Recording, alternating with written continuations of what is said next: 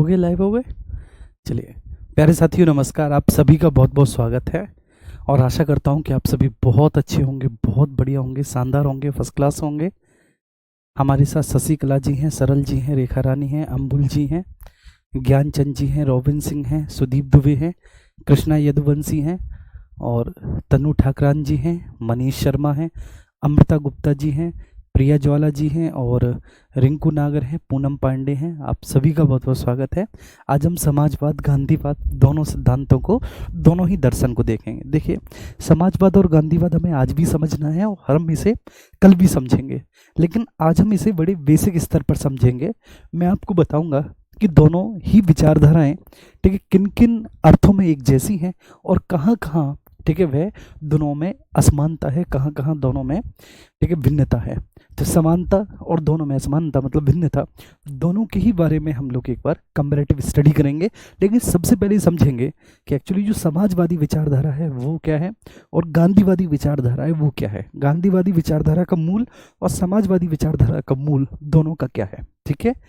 और अगर आज ही आपका क्लियर हो गया तो ठीक है, फिर कल की कोई आवश्यकता नहीं पड़ेगी। वैसे मुझे लग रहा है कि आज क्लियर नहीं होगा, आज ठीक है, इनके बारे में बड़ा बेसिक सी चीज़ें और कल इनके हम जो टेक्निकल वर्ड है ना, टेक्निकल वर्ड समझेंगे। क्योंकि एग्जाम में कई बार एग्जामिनर टेक्निकल शब्दों को पूछता है, जैसे समाजवाद की 4 अवस्थाएं क्या हैं। तो शुरुआत होती है द्वंद्वात्मक भौतिकवाद से, ठीक है। तो वो द्वंद्वात्मक भौतिकवाद क्या है, तो ये टेक्निकल टर्म है, ठीक है। इन टर्मों को समझने के लिए हमें थोड़ा एक बेसिक अंडरस्टैंडिंग डेवलप करनी पड़ेगी कि आखिर समाजवाद होता क्या है, ठीक है। तो आप सभी का बहुत बहुत स्वागत है, सभी लोगों का। आइए स्टार्ट करते हैं हम अपने सेशन को, है ना। आइए, सबसे पहले आप ये देखेंगे समाजवाद, ठीक है, सोशलिज्म।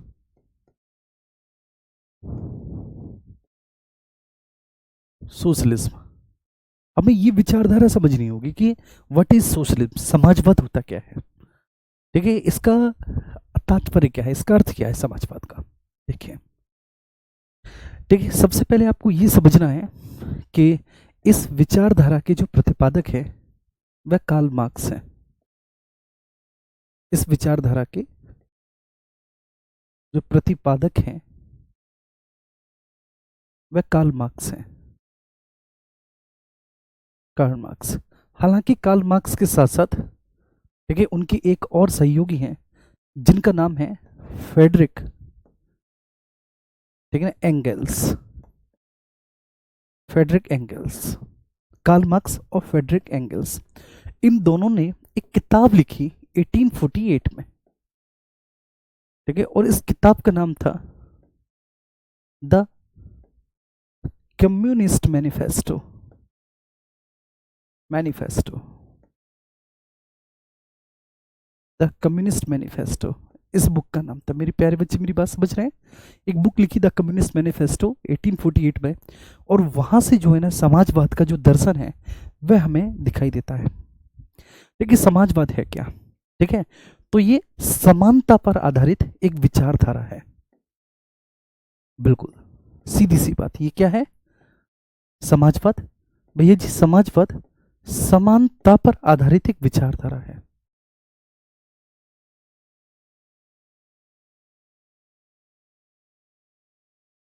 समानता पर आधारित विचारधारा, तो समानता पर आधारित विचारधारा, ठीक है, समाजवाद कहलाती है। समानता भैया जी किस तरह की समानता, तो समानता आर्थिक, समानता राजनीतिक, ये दो प्रकार की समानता के बारे में बात करती है। एक आर्थिक समानता के बारे में बात करती है, दूसरा ये राजनीतिक समानता के बारे में बात करती है। राजनीतिक समानता के बारे में बात करती है, आर्थिक और राजनीतिक दो प्रकार की समानता के बारे में चर्चा करती है। अब कार्ल मार्क्स और फ्रेडरिक एंगल्स ये क्या बोलते हैं, ये बोलते हैं कि जब राज्य का जन्म हुआ तो राज्य के जन्म के समय सब समान थे, ठीक। राज्य के जन्म के समय या राज्य का जब अस्तित्व हुआ तो उस समय सब समान थे। लेकिन इसी समय एक ऐसा वर्ग जो कि, ठीक है, चालाक था और बहुत ही ज्यादा महत्वाकांक्षी था, उसने समाज के संसाधनों पर बलपूर्वक अधिकार करना शुरू किया। उसने संसाधनों को अपने लिए संरक्षित किया और अधिक से अधिक संसाधनों का अपने हित में प्रयोग करते हुए, लेकिन उन संसाधनों को अपने हित में लेते हुए उत्पादन करना आरंभ कर दिया। ठीक है, तो एक ऐसा वर्ग समाज का, ठीक है, जिसके पास संसाधन बहुत अधिक है, लेकिन ये वर्ग कैसा है? ये ऐसा वर्ग है, ये ऐसे लोगों से मिलकर बना हुआ है जो बहुत महत्वाकांक्षी हैं, जो बहुत चालाक हैं, जो बहुत चतुर है ना, और उनके लिए अपने हित ही प्राथमिक है, उनके लिए अपने हित ही प्राथमिक है, उन्हें दूसरों के हित से किसी भी तरह का कोई भी मतलब है नहीं। तो इन लोगों ने, देखिए, जब संसाधनों को अपने अधिकार में रखकर संसाधनों पर कब्जा करके उत्पादन करना प्रारंभ किया, ठीक है, तो उत्पादन करने के संदर्भ में इन्हें मजदूरों की, श्रमिकों की आवश्यकता हुई, और मजदूरों और श्रमिकों के रूप में वही लोग इन्होंने, ठीक है, यहाँ पर लगाए काम में जिनके संसाधनों पर इन्होंने कब्जा किया था, जिनकी भूमि पर इन्होंने कब्जा किया था, उनको इन्होंने अपनी फैक्ट्री में, अपने कारखानों में मजदूर बना दिया, और फिर मजदूर बनाने के बाद उनसे उत्पादन कार्य कराया। अब जब इन्होंने उत्पादन कार्य कराया, तो कराने के उपरांत बच्चे क्या हुआ कि ये जो मजदूर थे, जो श्रमिक थे, उत्पादन के उपरांत, ठीक है, इनको केवल इतना ही पारिश्रमिक मिलता था जिससे कि अपना जीवन यापन कर सकते थे, और इसके अलावा कुछ भी नहीं। केवल जीवन यापन करने लायक ही संसाधन इनके पास रहे, केवल जीवन यापन करने लायक ही संसाधन इनके पास रहे, मेरे प्यारे बच्चे, ठीक है ना। ये इतना ही केवल कमा पाते थे जिससे कि इनकी 2 वक्त की दाल रोटी चल पाती। इसके अलावा इनके जीवन में कोई महत्वपूर्ण परिवर्तन नहीं हुआ। इनके बाद इनकी आगे आने वाली पीढ़ी वो इसी तरह से मजदूर और श्रमिक बनी रही। लेकिन एक ऐसा वर्ग, ठीक है, जो उत्पादन करवा रहा था, ठीक है, उसकी पीढ़ी दर पीढ़ी और ज्यादा संपत्तिशाली होती हुई चली गई, और ज्यादा संपत्तिशाली होती हुई चली गई। तो ये कहते हैं कि ये जो असमानता है, ठीक है, इस असमानता को समाप्त किया जाना चाहिए, क्योंकि जब तक ये समाज में इस तरह की असमानता रहेगी तो समाज में 2 स्पष्ट वर्ग रहेंगे। एक वर्ग रहेगा शोषक वर्ग और एक रहेगा शोषित वर्ग। ठीक है, एक होगा शोषित वर्ग, शोषित वर्ग, और दूसरा होगा शोषक वर्ग, शोषक वर्ग। ठीक है, तो ये बेटा समाज में 2 प्रकार के वर्गों के बारे में बात करते हैं कि समाज में 2 वर्ग हैं, समाज में 2 वर्ग हैं, 2 वर्ग हैं, और जो समाज में 2 वर्ग हैं वह है शोषित और शोषक। अब ये जो शोषक वर्ग है ये संपत्तिशाली वर्ग है। शोषक वर्ग बेटा कैसा है? ये संपत्तिशाली वर्ग है, शाली वर्ग है। ठीक है, ये महत्वाकांक्षी है, महत्वाकांक्षी है, और ठीक है चालाक वर्ग है। हालांकि चालाक शब्द यहां पर प्रयोग नहीं करना चाहिए, ठीक है, अच्छा नहीं रहेगा। ये महत्वाकांक्षी और स्वार्थी वर्ग है, आप ये लिखेंगे, महत्वाकांक्षी और स्वार्थी वर्ग है। ठीक है, इसके अपने हित प्राथमिक हैं, इसके अपने हित प्राथमिक हैं, और शेष द्वितीयक, अपने हित प्राथमिक हैं और शेष जो है, ठीक है, शेष द्वितीयक वर्ग है। ठीक है, द्वितीयक है, शेष द्वितीयक, अपने हित ही प्राथमिक है। इसने क्या किया यहाँ पे मेरे प्यारे बच्चे, किसने? समाज के संसाधनों पर अनैतिक रूप से अधिकार कर, समाज के संसाधनों पर अनैतिक रूप से अधिकार कर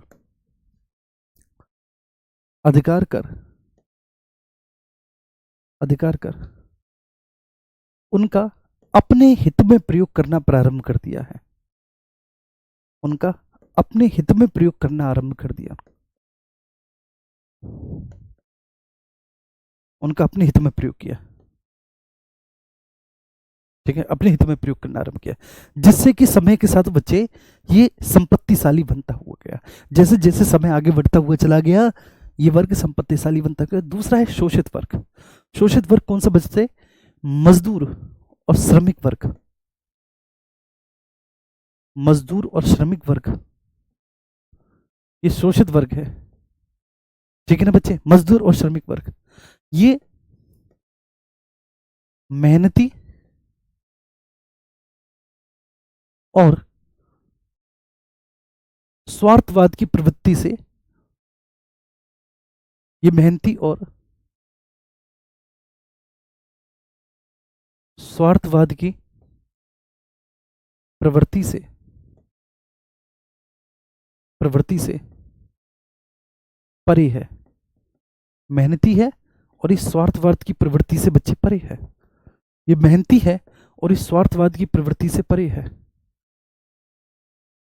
ठीक है, ध्यान रखना। मेहनती है और स्वार्थवाद की प्रवृत्ति से बच्चे परे है। ये कैसा वर्ग है? ठीक है, मेहनती है और स्वार्थवाद की प्रवृत्ति से परे है मेरे प्यारे बच्चे, ठीक है। इसके लिए अपने हित प्राथमिक नहीं है, अपने हित प्राथमिक नहीं है। तुमने गांव में देखा होगा एक भोला भाला आदमी, ठीक है ना, अगर आप उसे अपने यहाँ ले जाओ कि चलो भैया हमारे यहाँ काम करवा दे, तुम्हारे यहाँ चला जाएगा। ठीक, किसी दूसरे के यहाँ ले जाओ, दूसरे के यहाँ काम करने चला जाएगा। लेकिन अपने यहाँ काम हुआ है या नहीं, ठीक है, इसका इसे कोई मतलब ही नहीं बचे, इसका इसे कोई ज्ञान ही नहीं कि अपने यहाँ काम हुआ है नहीं। इसके लिए दूसरे के जो हित हैं, दूसरे के हित इसके लिए प्राथमिक है और अपने हित इसके लिए प्राथमिक नहीं है। मेहनती और स्वार्थवाद की प्रवृत्ति से परे है। ये बच्चे शोषित वर्ग है, ये मजदूर और श्रमिक वर्ग है, जिसके पास संसाधनों की कमी है,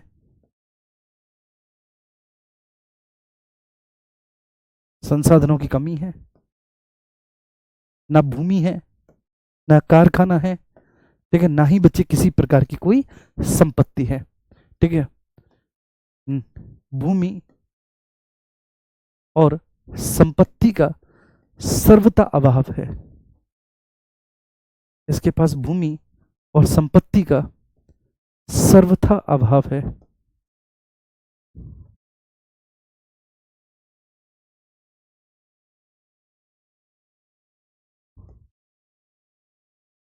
भूमि और संपत्ति का इसके पास सर्वथा अभाव है, ये बात ध्यान रखना। अपने हित प्राथमिक नहीं है, ठीक है। इसके पास संसाधनों की कमी है, इसके पास संसाधनों की कमी है मेरे प्यारे बच्चे, और भूमि और संपत्ति का इसके पास हमेशा से अभाव रहा है। ये क्या करता है बच्चे, ठीक है, अन्य के भूमि या कारखानों पर, अन्य की भूमि या कारखानों पर मजदूरी करके जीवन यापन करता है, मजदूरी करके जीवन यापन करता है।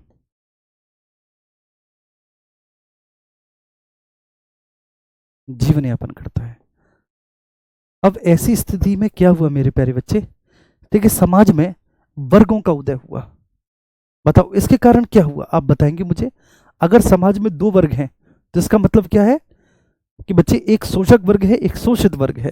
शोषित वर्ग जिसका शोषण हो रहा है और जो शोषण कर रहा है वह शोषक वर्ग। तो शोषक वर्ग को इन्होंने कहा कि ये बुर्जुआ है।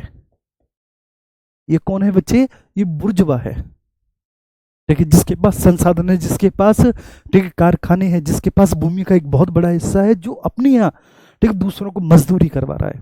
ठीक है, ये जो बुर्जुआ है ये संपत्तिशाली होता चला जा रहा है समय के साथ, और ज्यादा संपत्तिशाली, और ज्यादा संपत्तिशाली, और ये बेचारा समय के साथ और ज्यादा गरीब, और ज्यादा गरीब होता चला जा रहा है। ये सर्वहारा वर्ग है, ये सर्वहारा वर्ग है, ये सर्वहारा वर्ग है, और ये बुर्जुआ वर्ग है। तो बच्चे कार्ल मार्क्स और जो फ्रेडरिक हैं, ये दोनों क्या चाहते हैं, ये दोनों चाहते हैं बच्चे कि समाज में समानता स्थापित होनी चाहिए। इन दोनों का मानना है कि समाज में समानता स्थापित होनी चाहिए।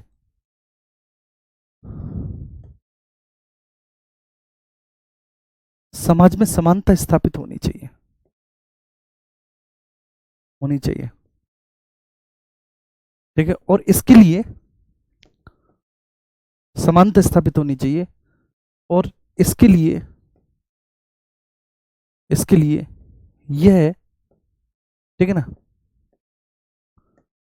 वर्ग का, ठीक है ना, उन्मूलन करने की बात कहते हैं।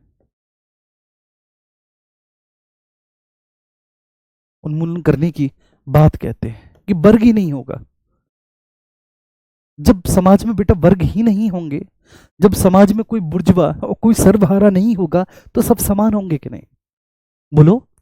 जब समाज में कोई बुर्जुआ और कोई सर्वहारा नहीं होगा, मतलब कोई शोषक और शोषित नहीं होगा, तो समाज में मैं आपसे पूछता हूं कि सब लोग समान होंगे या नहीं होंगे? आप ही बताइए मुझे। बिल्कुल होंगे भाई समाज में। ठीक है, तो समाज में समानता स्थापित होनी चाहिए, और इसके लिए ये वर्ग का उन्मूलन करने की बात करते हैं। अर्थात अर्थात अर्थात यह है वर्ग के विकास के पक्ष में नहीं है। ये चाहते हैं कि वर्ग होना ही नहीं चाहिए, ये वर्ग के विकास के पक्ष में नहीं है, पक्ष में नहीं है। ये वर्ग का विनाश करना चाहते हैं बच्चे, कि वर्ग होना ही नहीं चाहिए, ये वर्ग होना ही नहीं चाहिए। ठीक है, अच्छा, अब इनका मानना क्या है कि साध्य पवित्र होना चाहिए। ये साध्य की पवित्रता में विश्वास करते हैं। अभी मैं समझाऊंगा ये क्या होता है। ये साध्य की पवित्रता पर विश्वास करते हैं, साध्य की पवित्रता में विश्वास करते हैं, विश्वास करते हैं। ठीक है, उसके लिए ठीक है, चाहे कोई भी साधन अपनाना पड़े, उसके लिए चाहे कोई भी साधन अपनाना पड़े, चाहे कोई भी साधन अपनाना पड़े, अपनाना पड़े। ठीक है ना मेरे प्यारे बच्चे? तो ये किसकी? साध्य की पवित्रता पर विश्वास करते हैं, उसके लिए चाहे कोई भी साधन अपनाना पड़े। अब जैसे मैं आपको बताता हूं, ठीक है, समाजवाद क्या है? समाजवाद कहता है, मेरे प्यारे बच्चे यहां पर ध्यान रखना, समाजवाद कहता है कि समाज में दो वर्ग हैं। ठीक है, एक बुर्जुआ और एक सर्वहारा, एक सर्वहारा। और ये बुर्जुआ और सर्वहारा क्या कर रहे हैं बच्चे? देखिए, समाज में असमानता व्याप्त कर रहे हैं, समाज में असमानता व्याप्त कर रहे हैं। ये दोनों वर्ग समाज में क्या कर रहे हैं? ये दोनों वर्ग समाज में असमानता व्याप्त कर रहे हैं।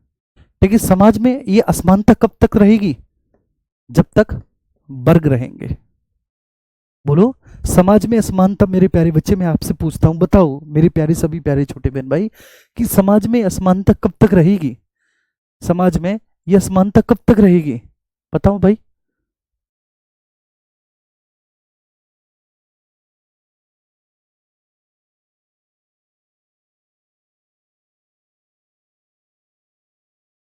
जी, तो समाज में असमानता तब तक रहेगी, देखिए, जब तक ये वर्ग रहेंगे, जब तक क्लास रहेगी, तब तक समाज में असमानता रहेगी। कार्ल मार्क्स क्या चाहते हैं? कि समाज में वर्ग नहीं होने चाहिए, ठीक है, सभी समान होने चाहिए। वो क्या क्या चाहते हैं? कि समाज में समाज में वर्गों का अभाव होना चाहिए। अगर समाज में वर्गों का अभाव होगा बच्चे, वर्गों का अभाव होगा, तो इससे समाज में समानता स्थापित होगी, इससे समाज में समानता स्थापित होगी, समानता स्थापित होगी। ठीक है, ये ध्यान रखना। इससे क्या होगी बेटा? समाज में समानता स्थापित होगी। तो ये है। अब ये जो समाजवाद है, समाजवाद ये कहता है, देखो समाजवाद क्या कहता है ये आपको समझना है। पहले मैंने एक फ्लो चार्ट के माध्यम से बताया कि समाजवाद कहता है कि समाज में दो वर्ग हैं, बुर्जुआ, सर्वहारा। सर्वहारा शोषित वर्ग है। मैं फिर से एक बार बता देता हूं, सर्वहारा शोषित वर्ग है मेरे प्यारे बच्चे, ठीक है, और जो बुर्जुआ है, बुर्जुआ शोषक वर्ग है।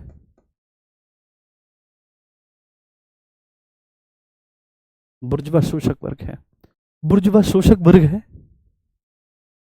ठीक है ना, बुर्जुआ शोषक वर्ग है बच्चे, और ठीक है, सर्वहारा जो है वह शोषित वर्ग है। ठीक है, अब ऐसा होगा क्या मेरे प्यारे बच्चे? बुर्जुआ और सर्वहाराओं के होने से समाज में असमानता व्यक्त होगी, क्योंकि दो स्पेशल क्लास होंगे, जो वर्ग होंगे, और दो वर्गों के होने से बच्चे, ठीक है, जब तक समाज में वर्गों का अभाव नहीं होगा बच्चे, तब तक समानता स्थापित नहीं हो सकती। क्योंकि कार्ल मार्क्स का जो अंतिम उद्देश्य है, समाजवाद का जो अंतिम उद्देश्य है, वह समाज में समानता स्थापित करना है। देखो, जब ठीक है राज्य का विकास हुआ था, जब राज्य का प्रादुर्भाव हुआ था सब एक जैसे थे, सब समान थे, सब समान थे। लेकिन समाज में कुछ ऐसे भी ठीक है लोग हुए ठीक है जिन्होंने ठीक है संपत्ति पर प्रभुत्व स्थापित करना प्रारंभ किया। कुछ ऐसे लोग हुए जिन्होंने संपत्ति पर प्रभुत्व करना स्थापित किया। ठीक है, वो लगातार संपत्ति पर प्रभुत्व स्थापित करते हुए चले गए और संपत्ति पर प्रभुत्व स्थापित करने के क्रम में वो और ज्यादा संपत्तिशाली बच्चे होते हुए चले गए। और सर्वहारा एक ऐसा वर्ग मेरे प्यारे बच्चे जो कि शोषित वर्ग था। कैसा था? सर्वहारा जो कि एक शोषित वर्ग था। अब ये जो शोषित वर्ग है सर्वहारा ठीक है ये बेचारा वर्ग है। ठीक है, इसके पास है ही नहीं संपत्ति, ये तो दूसरों के यहाँ काम करके अपने जीवन यापन करता है। तो कार्ल मार्क्स कहते हैं ये तो गलत है। ठीक है, तो इसके लिए क्या करते हैं, तो ये बोलते हैं कि भाई आर्थिक और राजनीतिक दो प्रकार की समानता लानी चाहिए। आर्थिक समानता और राजनीतिक समानता, दो प्रकार की समानता स्थापित होनी चाहिए। राजनीतिक समानता, तो राजनीतिक समानता को तो मैं कल समझाऊंगा आपको। देखिए सबसे पहले आज मैं आर्थिक समानता समझाता हूं आपको। ये राजनीतिक और आर्थिक दो प्रकार की समानता के बारे में बात करते हैं। तो सबसे पहले आर्थिक समानता के बारे में बात करते हैं।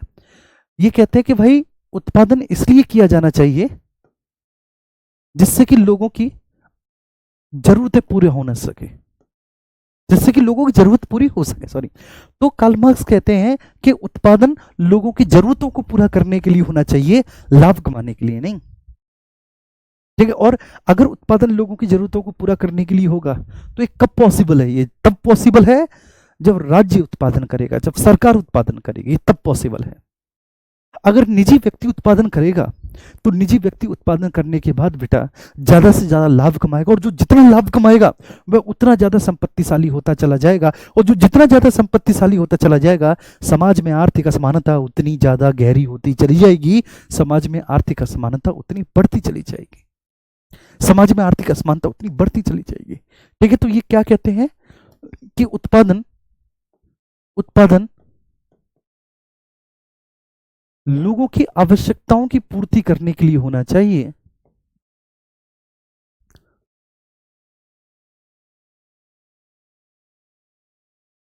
उत्पादन लोगों की आवश्यकताओं की पूर्ति करने के लिए होना चाहिए।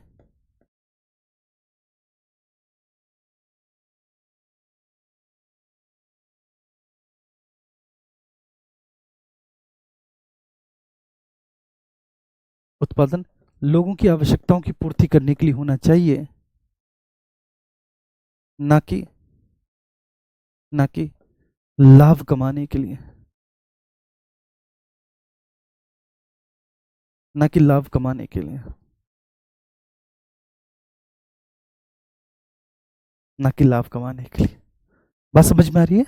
अच्छा, अब लाभ कमाने के लिए उत्पादन ना हो तो इसके लिए क्या आवश्यक है कि राज्य को उत्पादन करने की स्वतंत्रता होनी चाहिए।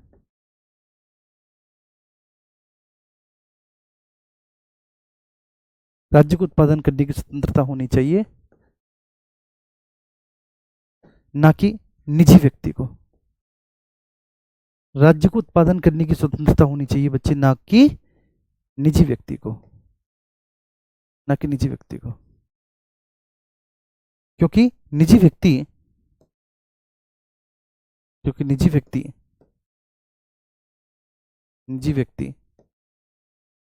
ठीक है ना, लाभ कमाने के उद्देश्य से उत्पादन करता है।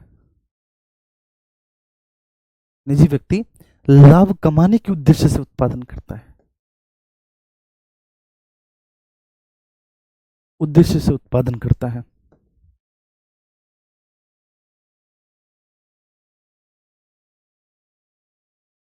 निजी व्यक्ति बेटा लाभ कमाने के उद्देश्य से उत्पादन करता है, ना कि ठीक है, ना कि बच्चे ठीक है, ना कि समाज में ना कि ठीक है बेटा निजी व्यक्ति लाभ कमाने के उद्देश्य से ठीक है ना उत्पादन करता है, ना कि वस्तुओं की आवश्यकताओं की पूर्ति करने हेतु।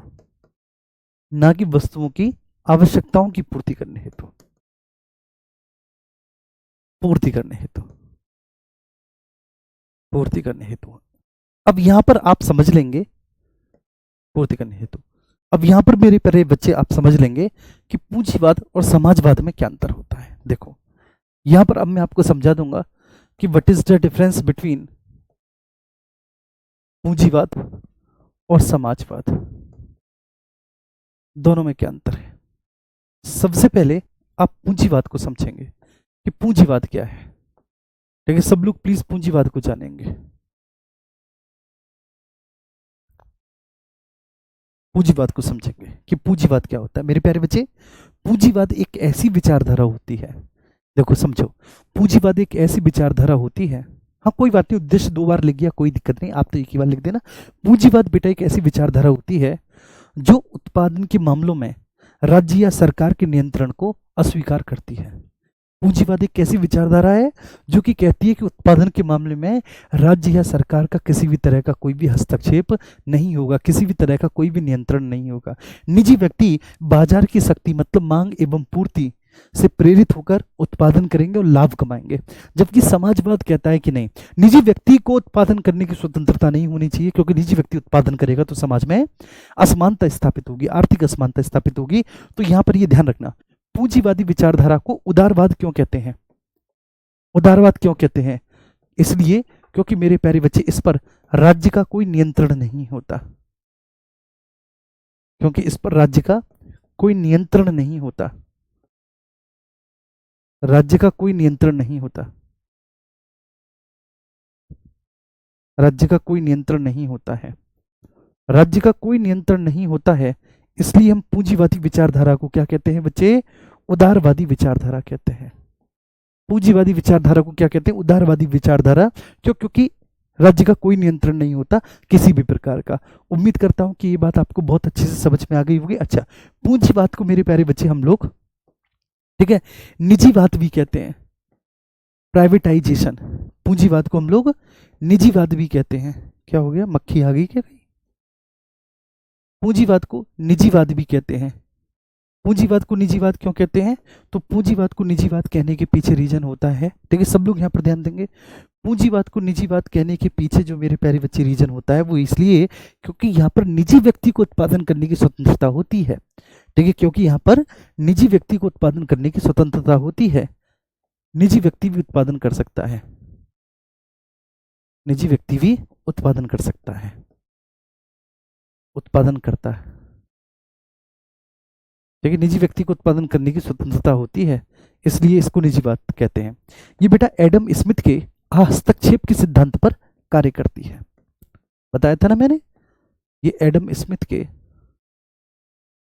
हस्तक्षेप के सिद्धांत पर कार्य करती है।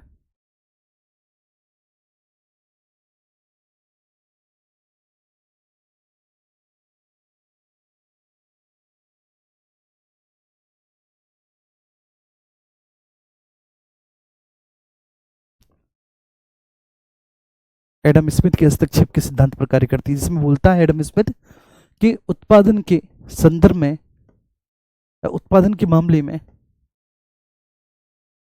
में राज्य का कोई नियंत्रण नहीं होना चाहिए। उत्पादन के मामले में बेटा राज्य का कोई नियंत्रण नहीं होना चाहिए, राज्य का कोई नियंत्रण नहीं होना चाहिए, होना चाहिए। ठीक है, निजी व्यक्ति, इसलिए इसको निजीवाद कहते हैं। निजी व्यक्ति, निजी व्यक्ति को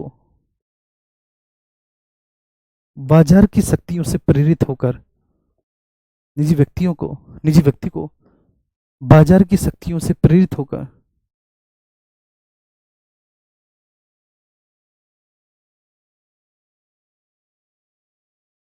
प्रेरित होकर उत्पादन करने की पूर्ण स्वतंत्रता होनी चाहिए, उत्पादन करने की पूर्ण स्वतंत्रता होनी चाहिए।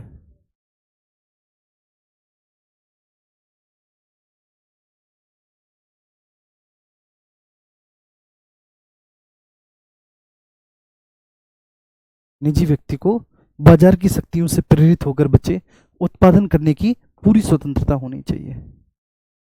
क्या मेरी बात समझ में आ रही है? बोलो क्लियर है बच्चे? पूंजीवाद, ठीक है। उदारवाद क्यों? क्योंकि राज्य का कोई नियंत्रण नहीं है, इसलिए उदारवाद है। ठीक है बेटा। निजीवाद, देखो पूंजीवाद उदारवाद क्यों है? तो पूंजीवाद उदारवाद इसलिए है बच्चे क्योंकि इस पर राज्य का कोई नियंत्रण नहीं है, उदार है, इसलिए क्या है? उदारवाद। कि राज्य का कोई नियंत्रण नहीं है, उदार है, इसलिए उदारवाद है। निजीवाद क्यों है? क्योंकि निजी व्यक्ति भी उत्पादन कर सकता है। निजी व्यक्ति के उत्पादन करने पर कोई मनाही नहीं है, निजी व्यक्ति के उत्पादन करने पर कोई प्रतिबंध नहीं है। तो निजी व्यक्ति भी उत्पादन कर सकता है, कोई प्रतिबंध नहीं है, कोई प्रतिबंध नहीं है, कोई प्रतिबंध नहीं है, कोई प्रतिबंध नहीं है। ठीक है। ये एडम स्मिथ के हस्तक्षेप के सिद्धांत पर कार्य करती है। उत्पादन के मामलों में राज्य का कोई नियंत्रण नहीं होगा, निजी व्यक्ति को उत्पादन करने की पूरी शक्ति होगी मेरे प्यारे बच्चे, वो बाजार की शक्तियों से प्रेरित होकर उत्पादन करेगा। अब दूसरा है ये, ठीक है, समाजवाद। समाजवाद क्या कहता है बच्चे? समाजवाद कहता है कि निजी व्यक्ति हमेशा अपने लाभ के लिए उत्पादन करता है। ये विचारधारा कहती है कि निजी व्यक्ति हमेशा अपने लाभ के लिए उत्पादन करता है।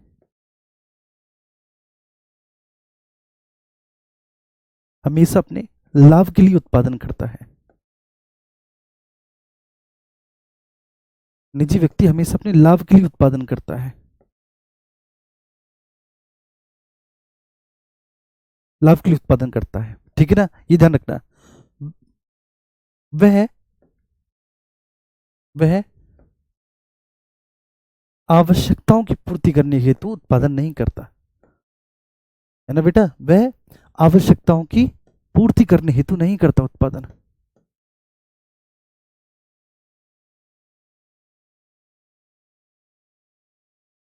आवश्यकताओं की पूर्ति करने हेतु उत्पादन नहीं करता, नहीं करता है। तो ये ध्यान रखना है, निजी व्यक्ति हमेशा अपने लाभ के लिए उत्पादन करता है। आवश्यकताओं की पूर्ति करने हेतु बच्चे वह उत्पादन नहीं करता। आवश्यकताओं की पूर्ति करना उसका उद्देश्य नहीं होता, उसका उद्देश्य होता है लाभ कमाना। वह लाभ कमाने के लिए, इससे समाज में वर्ग का विकास होता है, जिससे कि समाज में वर्गों का विकास होता है,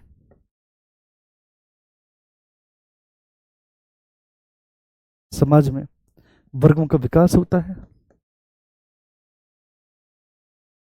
वर्गों का विकास होता है।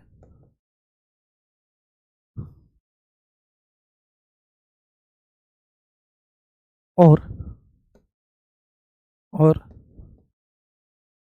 समाज में इससे असमानता व्याप्त होती है, समाज में इससे असमानता व्याप्त होती है।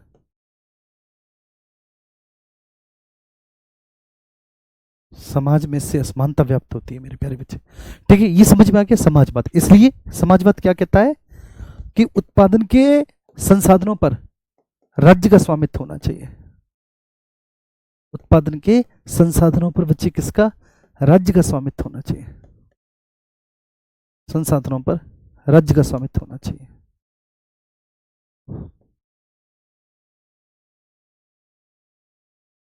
स्वामित्व होना चाहिए।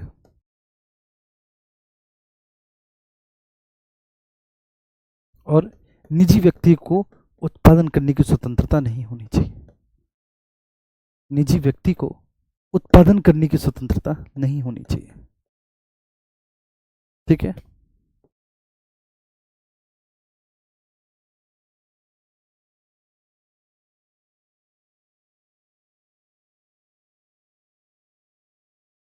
स्वतंत्रता नहीं, निजी व्यक्ति को बेटा उत्पादन करने की स्वतंत्रता नहीं होनी चाहिए। ठीक है, उत्पादन के संसाधनों पर राज्य को स्वामित्व होना चाहिए, निजी व्यक्ति को उत्पादन करने की स्वतंत्रता नहीं होनी चाहिए। ये समाजवाद है जी। ठीक है, क्लियर है जी। एक बार लक्ष्मी जी वॉइस थोड़ा ठीक कीजिए, आप ईयरफोन लगा लो लक्ष्मी। ठीक है, थोड़ा सा वॉल्यूम फास्ट कर लो एक बार प्लीज, थम्स अप करेंगे। ये बात आई समझ में? देखो मैंने लिखवाने पे थोड़ा सा फोकस किया है, क्योंकि कई बार क्या है कि समझाने में पूरा 1 घंटा चला जाता है, तो इसलिए थोड़ा सा लिख लिया जाए, और मैंने लिखवाने पे फोकस किया तो सारी चीज़ें मैंने आपको बिल्कुल शुरुआत से लिखवा ली। देखो बच्चे, ठीक है, समाजवाद सोशलिज्म एक ऐसी विचारधारा है जिसके प्रतिपादक कार्ल मार्क्स और फ्रेडरिक एंगल्स हैं, जिन्होंने 1848 में द कम्युनिस्ट मैनिफेस्टो नामक एक बुक लिखी थी। ठीक है, इसके बाद 1864 में 1864 आपको समझ में आ गया होगा 1864 किसके लिए जाना जाता है, कि एक और बुक लिखी गई जो बहुत फेमस हुई बच्चे, दास कैपिटल। ठीक है, दास कैपिटल, और ये दास कैपिटल किसने लिखी है, कार्ल मार्क्स ने ही लिखी है। दास कैपिटल किसने लिखी है, कार्ल मार्क्स ने लिखी है। ठीक है ना, ये बेटा समाजवाद पर आधारित एक विचारधारा है जो आर्थिक और राजनीतिक दोनों प्रकार की समानता की बात करती है। ठीक है, ये ठीक है, समाजवाद जो है ये समानता पर आधारित एक ऐसी विचारधारा है मेरे प्यारे बच्चे मोना, जो आर्थिक और राजनीतिक दोनों प्रकार की समानता को स्थापित करने की बात करती है, आर्थिक और सामाजिक समानता को स्थापित करने की बात करती है। ये कहती है कि समाज में दो वर्ग हैं, समाज में दो वर्ग, एक शोषित एक शोषक। जो शोषक है वो बुर्जुआ है, मुट्ठी भर लोग हैं, ये संख्या बल में कम है लेकिन इनके पास संपत्ति का बहुत बड़ा हिस्सा है। संख्या बल में कम, संख्या बल में कम है, ठीक है, लेकिन बच्चे ठीक है संपत्ति का बहुत बड़ा हिस्सा है इनके पास, संपत्ति का अधिकांशतः भाग इन्हीं के पास है, संपत्ति का अधिकांशतः भाग बच्चे इन्हीं के पास है। ठीक है, ये महत्वाकांक्षी और स्वार्थी वर्ग है, ठीक है, जिसके लिए अपने हित प्राथमिक है और औरों के हित द्वितीयक है। समाज के संसाधनों पर अनैतिक रूप से अधिकार करके उनका अपने हित में ये शोषण करता है, प्रयोग करता है। दूसरा है शोषित वर्ग, ये मजदूर और श्रमिक वर्ग है। ठीक है, ये शोषित वर्ग जो है ये मजदूर और श्रमिक वर्ग है, ये मेहनती, ठीक है, और स्वार्थवाद की प्रवृत्ति से परे, इसमें कोई स्वार्थ है ही नहीं। ठीक है, अपने हित के लिए प्राथमिक नहीं है, जिसके पास संसाधनों की कमी है, भूमि और संपत्ति का अभाव है, ये अन्य की भूमि या कारखानों पर मजदूरी करके अपना जीवन यापन बेचारा करता है। तो ये कौन है, ये संख्या बल में अधिक है। ठीक है, ये बेचारा संख्या बल में अधिक है, संख्या बल में बहुत अधिक है, अधिक है। ठीक है, लेकिन संपत्ति में कम है, संपत्ति का बहुत कम हिस्सा उसके पास है। जैसे मैं आज एक छोटी सी बात आपको बताता हूं। ठीक है, अगर हमारे देश में आप केवल ज्यादा नहीं करो, ठीक है, 20 से 30 बिजनेस हाउसेस को, ठीक है, उनकी संपत्ति को आप जोड़ लो, 20 से 30 हमारे देश में केवल 20 से 30 जो बिजनेस घराने हैं, आप उनकी संपत्ति को जोड़ लो मेरे प्यारे बच्चे, तो बताए आप क्या पाओगे आप क्या पता है क्या पाओगे, आप पाओगे कि वो जो 20 से 30 लोग हैं ना, वह संपूर्ण भारत की जीडीपी एक तरफ और उनकी बच्चे इनकम एक तरफ। ठीक है, ये हालत है, ठीक है, ये हालत है हमारे देश में। जी अमृता, बिल्कुल आपका मैसेज हो रहा है, अमृता राव क्या आप हीरोइन है? ठीक है, वो कौन सी मूवी थी वो, विवाह हमारी शादी में है? जी क्लियर है रिंकी, आज की क्लास बहुत अच्छी लगी, तो ये बात मैंने आपको समझाई। अब इसके बाद समाज में कार्ल मार्क्स क्या कहता है। ठीक है, कार्ल मार्क्स समाजवाद के अनुसार,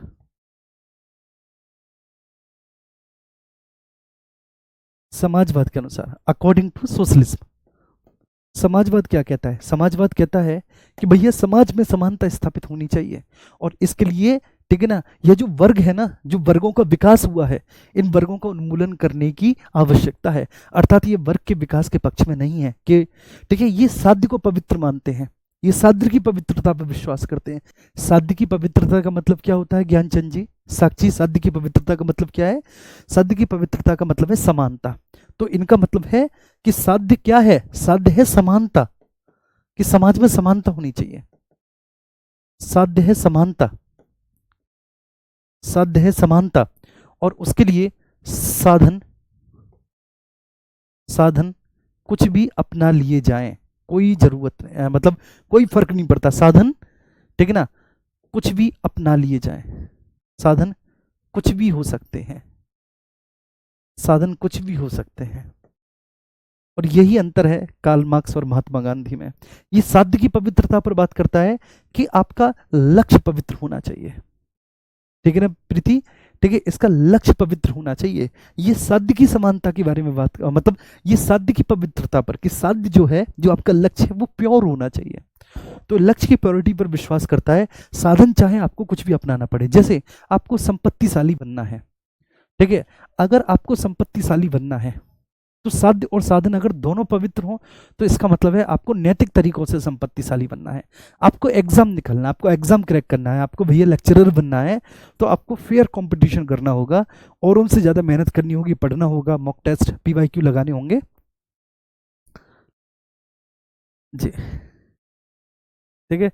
तो आपको वो PYQ वगैरह लगाने होंगे और उनसे मेहनत करके आपको मेरिट क्रैक करनी होगी, ठीक है। तो ये तो हो गया साध्य और साधन की पवित्रता। लेकिन केवल साध्य की पवित्रता मतलब आपको शिक्षक बनना है लेकिन साधन पवित्र नहीं है। साधन चाहे कुछ भी हो लेकिन साध्य पवित्र होना चाहिए। तो शिक्षक बनना तो पवित्र है, साध्य है भाई, शिक्षक बनना साध्य है, ठीक है, एक पवित्र प्रोफेशन है, क्योंकि शिक्षक बनने जा रहे हो, कोई गैंगस्टर या फिर आतंकवादी नहीं। तो साध्य तो पवित्र है। अब साधन आपने अपना लिया, उसके लिए चीटिंग, बात समझ में, चीटिंग, कोई सॉल्वर बैठा दिया, चीटिंग करवा ली, या फिर कोई इलेक्ट्रॉनिक डिवाइस का प्रयोग करके अपनी नकल कर ली, तो इसका मतलब है कि साध्य पवित्र होने के बावजूद भी साधन आपका पवित्र रहा। लेकिन आपने फेयर कॉम्पिटेटिव एग्जामिनेशन किया है, आप टीचर से पढ़े हो, अच्छे टीचर से पढ़े हो, आपने मेहनत की है, तो अब ऐसी स्थिति में जब आपने क्रैक किया एग्जाम, तो मतलब साध्य और साधन दोनों आपके पवित्र हैं, मतलब साध्य और साधन दोनों आपके पवित्र हैं, ठीक है। चलिए, तो ये कहते हैं बच्चे, अरे क्या मक्खी ने आगे बढ़ा दिया, अच्छा मैं नहीं बढ़ाया था। तो ये कहते हैं कि समाज में दो वर्ग हैं, ठीक है, कौन, एक तो है बुर्जुआ, समझ में आगे बच्चे, बुर्जुआ जो कि शोषक है, और दूसरा वर्ग है सर्वहारा जो कि बेचारा शोषित वर्ग है, शोषित वर्ग है। तो इससे समाज में असमानता व्याप्त है, मतलब इससे समाज में क्या है बच्चे, ठीक, वर्ग विकास हुआ है। इससे समाज में क्या हुआ है, इससे समाज में वर्ग विकास हुआ है, वर्ग विकास हुआ। हमें क्या करना है, वर्गों का उन्मूलन करना है, बात समझ में आ रही है। हमें समाज में वर्गों का अभाव करना है, वर्गों का उन्मूलन करना है, समाज में वर्गों का उन्मूलन करना है, उन्मूलन शब्द बेस्ट है, वर्गों का उन्मूलन करना है।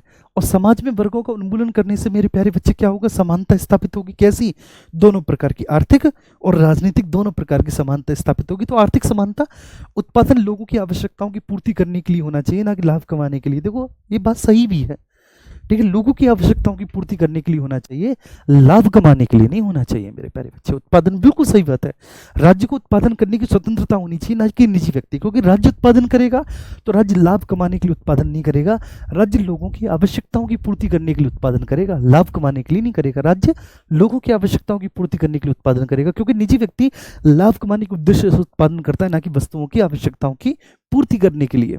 अब यहीं से पूंजीवाद और समाजवाद आया, मैंने आपको समझा दिया कि पूंजीवाद और समाजवाद क्या है, ठीक है। अच्छा, अब देखो गांधीवाद,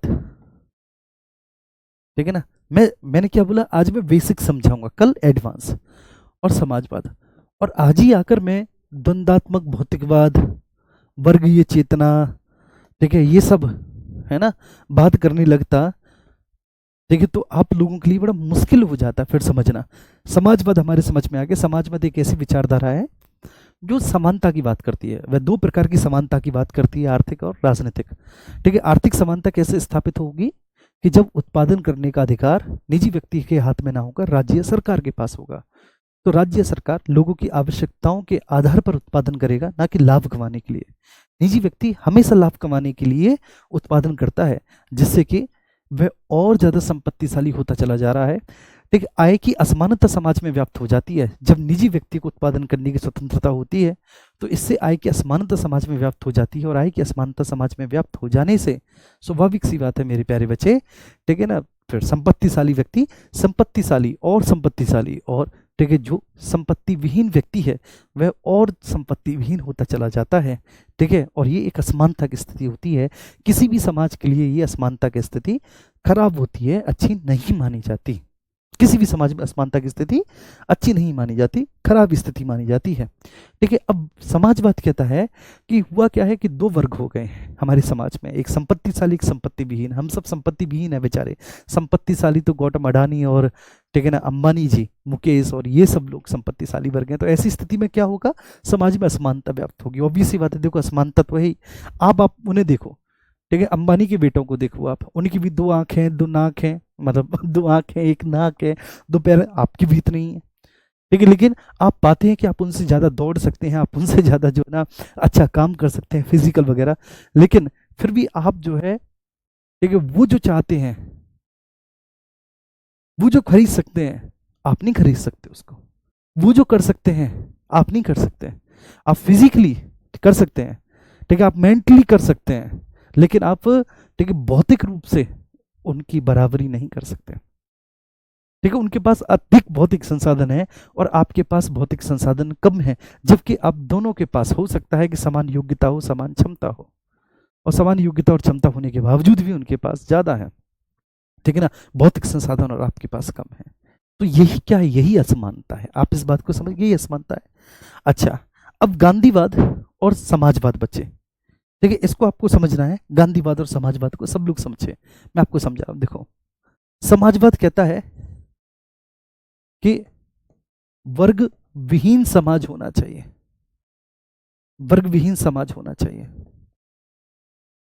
और राज्य विहीन समाज होना चाहिए, राज्य विहीन समाज होना चाहिए, ये समाजवाद कहता है। ये बात आ रही है सभी को समझ में?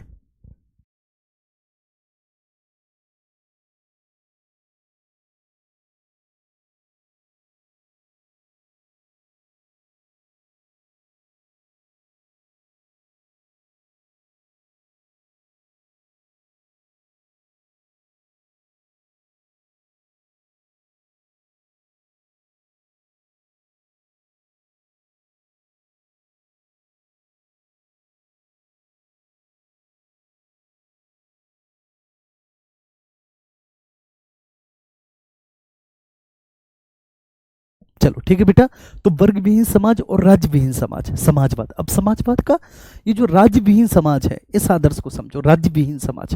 भाई ये तो कहते हैं कि राज्य होना चाहिए, ये तो कहते हैं कि राज्य होना चाहिए, राज्य ही उत्पादन करेगा, निजी व्यक्ति को उत्पादन करने की स्वतंत्रता नहीं होगी। ठीक है, राज्य आवश्यकता के आधार पर उत्पादन करेगा। देखो हुआ क्या, मैं आपको बहुत इंटरेस्टिंग स्टोरी बताता हूँ।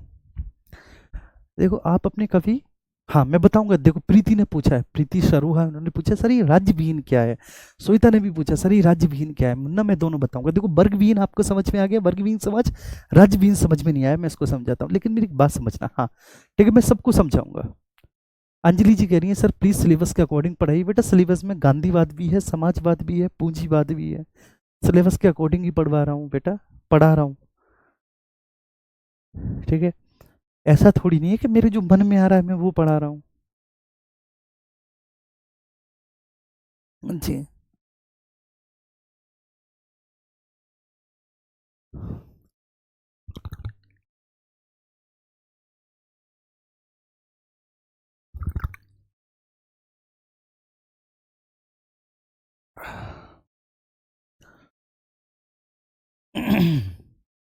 अब आइए, ठीक है, समझाते हैं आपको। ठीक है, और प्लीज़ ठीक है सब लोग इस बात को अच्छे से समझने की कोशिश करेंगे। Try to understand all of you जो मैं आपको समझाना चाह रहा हूँ। ठीक है, देखो राज्य विहीन समाज। ठीक है, मैं कहीं कुछ किसी पॉइंट पर था और बीच में मुझे अंजलि ने टोक दिया। तभी कहते हैं कि क्लास में एक रिदम होनी चाहिए कि जो मैं समझाना चाह रहा हूँ। हाँ ठीक है जी, देखो यहाँ पर दोनों सेम है। गांधी जी भी चाहते हैं कि वर्ग ना हो, गांधी जी भी वर्ग विहीन समाज की बात करते हैं। गांधी जी भी कहते हैं कि सभी समान होने चाहिए। गांधी भी वर्ग विहीन समाज की बात करते हैं और गांधी जी भी राज्य विहीन समाज की बात करते हैं। यहां पर दोनों के बीच में समानता है। ठीक है, गांधी जी ठीक है नहीं मानते कि बेटा राज्य होना चाहिए। गांधी जी अराजकतावादी हैं जो नहीं मानते कि राज्य होना चाहिए। ठीक है, और समाजवाद जो है ये भी नहीं मानता कि राज्य होना चाहिए। अब हुआ क्या, ठीक है इस बात को समझेंगे। ठीक है, सब लोग बहुत अच्छे से जी। ठीक है मुन्ना, आप सब लोग समझिए। देखो अब कोई कमेंट नहीं करेगा, है ना। हाँ हाँ, इंटरेस्टिंग कहानी बताने वाला था, हाँ वही बताऊंगा मैं आपको। लेकिन अभी जो है ना, हाँ अभी अभी जो है ना, आप 10 मिनट कोई कमेंट नहीं करना, तब मैं बताऊंगा। देखो हुआ क्या, समाज में दो वर्ग एस्टेब्लिश हो गए। ठीक है, जब राज्य का अस्तित्व हुआ था, ठीक है, जब राज्य की अवधारणा विकसित हुई थी, तो राज्य की अवधारणा के विकसित होने पर हम सब समान थे, सभी के पास समान संपत्ति थी, लेकिन कुछ ऐसे मुट्ठीभर लोग, लेकिन जो कि महत्वाकांक्षी थे, स्वार्थी थे, उन्होंने समाज के अधिकांशतः संसाधनों पर अपना कब्जा कर लिया और शेष लोग लेकिन संपत्ति विहीन बने रहे। ठीक है ना। और यहाँ से समाज में दो वर्ग एस्टेब्लिश हुए, एक बुर्जवा और एक सर्वहारा। एक बुर्जवा, एक सर्वहारा। ठीक है। ये बस अब बुर्जवा संपत्तिशाली, ठीक है, ताकतवर वर्ग है जिसके पास अथाह संपत्ति है, और जो सर्वहारा है वो बेचारा एक ऐसा वर्ग है जिसके पास संपत्ति के नाम पर कुछ भी नहीं है। वो डेली बेसिस पर अपनी आवश्यकताओं की पूर्ति करता है। अगर वह कहीं मजदूरी करने ना जाए तो वह उस वक्त की रोटी भी ना खा पाए, अपने परिवार का खर्चा भी ना चला पाए। दूसरी तरफ बुर्जवा है, बुर्जवा जिसके पास इतनी संपत्ति है, कर उसके आने वाली 7 पुश्तें भी घर पे बैठ के खाएं तो आराम से खाती रहेंगी, कोई दिक्कत नहीं है। ठीक है। अब मेरी बात समझना, सर्वहारा और बुर्जवा समाज में दो वर्ग स्थापित हो गए। तो मैं यहाँ पर बताने जा रहा था आपको कि आप अपने कभी दादाजी से पूछना, बात करना आराम से उनके पास बैठ के कि दादाजी आपके पास अपने जमाने में कितने कपड़े थे, कितनी जोड़ी कपड़े थे। तो दादाजी कहेंगे बेटा 2 जोड़ी या 3 जोड़ी, लेकिन ज्यादा से ज्यादा 4 जोड़ी कपड़े थे। और वो कपड़े क्या होंगे? कुर्ता धोती, ठीक है, सफेद कुर्ता, सफेद धोती और एक टोपी। अच्छा, 1-2 जोड़ी कपड़ा ऐसा होता था कि कहीं रिश्तेदारी में जा रहे हैं तो एकदम सफेद कलफ लगाया हुआ, बढ़िया बाकायदा इस्त्री किया हुआ रखा रहता था कि जब किसी रिश्तेदारी में जाना है, ससुराल जाना है या किसी के यहाँ जाना है तो उसको पहन के जाते थे। ठीक है, बड़े एकदम सुघड़ लगते थे। और डेली का, क्योंकि डेली के काम जो थे वो खेती बाड़ी थी, तो घर पे पहनने के लिए वो एक, ठीक है, मैली सी कुर्ता धोती होती थी, वो उस तरह की। ठीक है, 4 या 5 जोड़ी। ठीक है, आप अपने दादाजी से पूछ लेना, पिताजी से भी पूछ लेना, लेकिन आप खुद देखो, आज आप खुद देखो कि आपके पास कितनी जोड़ी हैं। आपके पास बेटा ओकेजन के हिसाब से कपड़े हैं। कैसे ओकेजन के हिसाब से? शादी में पहनने के लिए अलग, सगाई में पहनने के लिए अलग, ठीक है ना, हल्दी के लिए अलग, मेहंदी के लिए भाई सब अलग, ठीक है, उसके बाद संगीत के लिए आपके पास अलग, है ना, कॉलेज जाने के लिए आपके पास अलग, नाइट के लिए आपके पास अलग, ब्रेकफास्ट के लिए आपके पास अलग, डिनर के लिए आपके पास अलग। ये क्या है बच्चे? ये आपकी आवश्यकता नहीं है, ये आपकी आवश्यकता नहीं है बेटा, ये क्रिएट की गई है। ठीक है, आपको जरूरत ना होती हुई भी आपके लिए जरूरत क्रिएट कर गई है। इसका मैं सबसे बेहतरीन एग्जांपल आपको देता हूं। ठीक है, आपके घर में 4 चीज कम है, 2 मसाले, जिसमें से एक नमक हो गया, एक मिर्च हो गया, 2 मसाले नहीं है, एक आपके घर पे ब्रेकफास्ट के लिए पोहा नहीं है, और एक ब्रेड नहीं है। आप 4 चीजें, ठीक है, दुकान से लेने जाओ, जो परचूनी की दुकान होती है। आप दुकान वाले को कहोगे भैया ब्रेड दे दो, नमक दे दो, मिर्च दे दो और पोहा दे दो। आप ऐसा कहते हैं? मैं खुद बता रहा हूँ, प्रैक्टिकल बात है। परचूनी वाला दे देता है भैया लिख के हाँ साहब इतने रुपए हो गए, और आपने जो भी 500 600 700 रुपए बैठे आपने दे दिया, आप सामान उठा घर ले आए। वही 4 आइटम लिखकर आप किसी शॉपिंग मॉल चले जाइए, जैसे विशाल मेगा मार्ट, डी मार्ट चली जाइए, वी मार्ट चली जाइए, रिलायंस फ्रेश चली जाइए, आप उन्हीं 4 चीजों को लेने के लिए जाइए। मैं गारंटी के साथ बता रहा हूं, अगर आपके पास रुपए हैं, ठीक है, या तो आप कंगाल हैं तो आप नहीं खरीद पाएंगे, आप आ जाएंगे क्योंकि आपके पास क्रय शक्ति क्षमता नहीं है। अगर आपके पास क्रय शक्ति क्षमता है तो मैं दावे के साथ बोल रहा हूं, आप 4 नहीं, आप 6 से 7 चीजें लेकर आएंगे। कुछ ऐसी चीजें जो आपकी जरूरत की है भी नहीं, फिर भी आप उनको लेकर आओगे, और खासकर वो चीजें काउंटर के पास रखी रहती हैं, या फिर जब व्यक्ति फर्स्ट फ्लोर से सेकंड फ्लोर पर चढ़कर जाता है तो वो यहाँ पर रखी हुई होती है, जो सीढ़ियाँ होती है ना, तो सीढ़ियों के साइड में वो टंगी हुई होती है, तो आप जाओ तो देखते हुए जाओ। और खासकर वो लेडीजों के कुर्ते होते हैं, क्योंकि लेडीजों की आदत होती है, कुर्तों को देखती हुई जा रही है, अच्छा ये ऊपर बढ़ती जा रही है, हाँ ऐसे भी दिखती जा रही है, फिर कुर्ता, अच्छा अच्छा ये हाँ ठीक है, इसकी सलवार ऐसी, अच्छा अच्छा अच्छा, हाँ इसके दुपट्टे का कपड़ा तो ऐसा है हल्का, अच्छा ठीक है, और ऐसे करते हुए, ठीक है। प्लस आप काउंटर पे पहुंचे तो काउंटर पे आपके लिए या तो चॉकलेट रखी हुई होगी, या फिर आपके लिए कोई शैम्पू रखा हुआ होगा, कुछ ऑफर बाय 1 गेट 1 होगा। बात समझ पा रही है? तो वो आपकी जरूरत है नहीं, वो जरूरत बनाई गई है, क्योंकि आपके पास क्रय शक्ति क्षमता है तो वो बना दी गई है जरूरत आपकी, वो आपकी है नहीं। ये हकीकत बात है। कई ऐसे आइटम होते हैं, ठीक है ना, कई ऐसे आइटम होते हैं जो जीवन में आप एक बार खरीद के लिए आते, कभी यूज भी नहीं करते। ठीक है, खासकर मैं महिलाओं से पूछूंगा, महिलाओं का एक आर्टिफिशियल फ्लिपकार्ट और अमेजोन पे एक जूड़ा सा मिलता है, एक जूड़ा आर्टिफिशियल सा, है ना, वो देखा है तुमने? महिलाओं को पता होगा जितनी भी, और स्पेशली जो मैरिड हमारी दीदियां हैं उनको पता होगा कि जूड़ा होता है, ठीक है, उसको आप लोग मंगवा लेते हो जूड़ा को।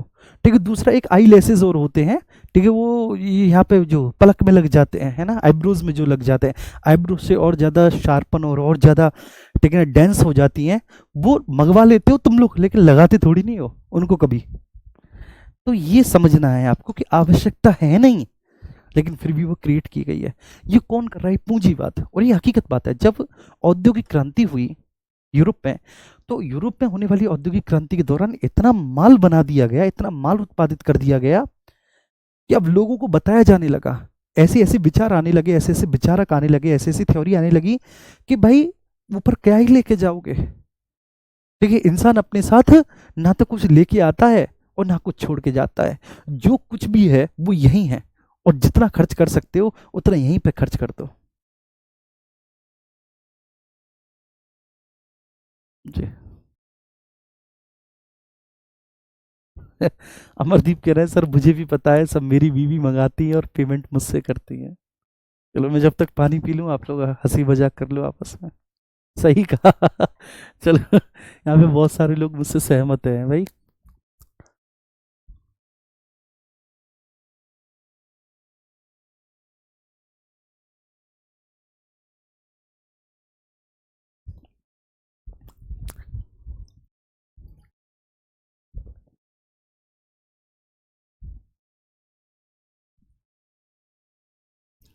चलिए, नीरज कुमार जी का ज्योग्राफी और इकोनॉमी है। हाँ बिल्कुल, किसी का भी दे सकते हो, कोई भी दो। चलिए, शिवानी कह रहे हैं सर लगाते हैं कभी कभी। अच्छा हाँ सर, वो पलक होती है। आ, जी, ठीक है। तो अब मेरी बात आप समझ गए, आप रिलेट कर पाए इस बात को। तो समझ रहे हो ना, आवश्यकता है नहीं, आवश्यकता क्या की गई है, क्रिएट की गई है। तो इसलिए मैं कह रहा हूँ, आप अपने दादा दादी जी से पूछना। ठीक है, 4 जोड़ी कपड़े होते थे, पूरी जिंदगी उन्हीं में कट जाती थी, जबकि आज ऐसा नहीं है। ठीक है, ये तो ये क्या है इसकी। ठीक है, इसका जन्म कहाँ से? उसका जन्म हुआ बेटा औद्योगिक क्रांति से। औद्योगिक क्रांति में जब बहुत बड़ी मात्रा में वस्तुएं उत्पादित की गई, ठीक है, कपड़े उत्पादित किए गए, और लोगों की आवश्यकता थी नहीं, तो आवश्यकता लोगों की बनवाई गई। ऐसे विचारक और ऐसे विचार आए, ठीक है, जिन्होंने कहा, ऐसे विचारक और ऐसे विचार आए जिन्होंने कहा लोगों से, ठीक है, जिन्होंने लोगों से बोला कि भाई क्या लेके जाओगे, ठीक है, सब कुछ तो तुम्हें यहीं पर छोड़ कर जाना है। तो भैया, अपना यदा जीवे सुखम जीवित घृतम पीवित ऋण करतो, आके जब तक जियोगे एकदम खुशी खुशी जियो। ठीक है, ये जितनी भी सारी वस्तुएं, इनका उपभोग करो, जितना उपभोग कर सकते हो उतना करो। देखिए, और उसमें आज मैं बेशक आपके सामने आदर्शवादी बात कर रहा हूँ, इसका मतलब ये नहीं कि मैं आदर्श हूँ, मैं नहीं करता, मैं भी करता हूँ। बस समझ में आ रही है, मैं भी करता हूँ, मेरे पास भी बहुत सारे कपड़े हैं।